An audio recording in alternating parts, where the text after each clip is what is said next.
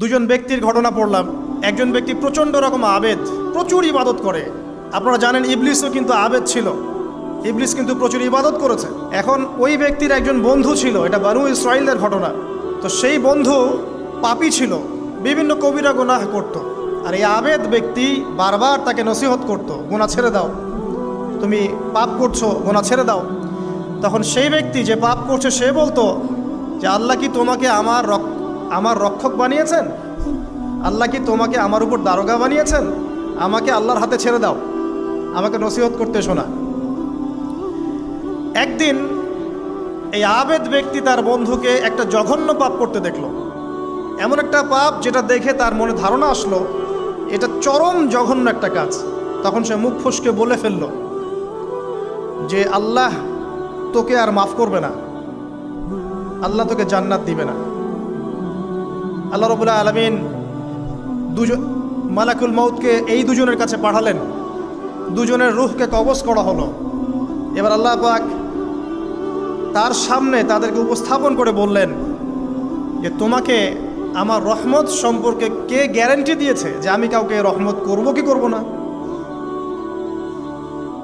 যাও, আমি তোমাকে জাহান্নামে পাঠালাম, ওই ব্যক্তি যে আমার রহমত প্রত্যাশা করেছে আমি তাকে জান্নাত দিয়ে দিলাম। দেখুন, এই হাদিসটা শুনলে মনে হয় বাহ্যিক হয়তোবা মুখের একটা কথার কারণেই সে জাহান্নামে চলে গেল। আসলে বিষয়টা এমন নয়। বিষয়টা আমি আপনাকে বোঝাচ্ছি। বিষয়টা হচ্ছে ইবলিসের মতো। ইবলিস কিন্তু শুধু মন থেকেই বলেনি যে খলাকতানি মিন নার ওয়া খলাকতাহু মিন তিন, আমি কেন তাকে সিজদা করব আদমকে? আদম তো মাটির তৈরি আর আমি তো আগুনের তৈরি।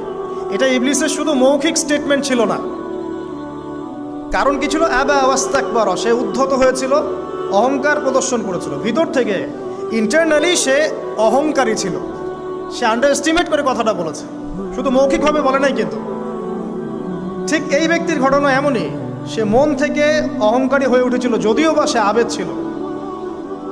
এখানে আমরা যারা প্র্যাকটিসিং মুসলিম হওয়ার চেষ্টা করছি আমাদের জন্য এখানে নিদর্শন আছে। পাঁচ ওয়াক্ত নামাজ পড়েই ভেবে বসবেন না যে অনেক কিছু করে ফেলছে, এক চিল্লা দিয়ে মনে করে ফেলবেন না যে দিনের জন্য অনেক কিছু করে ফেলছে।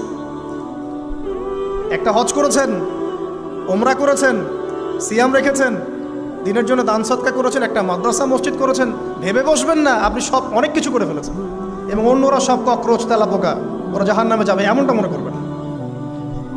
জানি না আমরা যে কার আমলের কতটুকু আল্লাহর কাছে কবুল হচ্ছে। তো এখানে এই ব্যক্তির সমস্যা ছিল এই, সে নিজের আমলটাকে অনেক ভারী মনে করছিল এবং সে স্টেটমেন্ট দিয়ে ফেললো যে তোকে আল্লাহ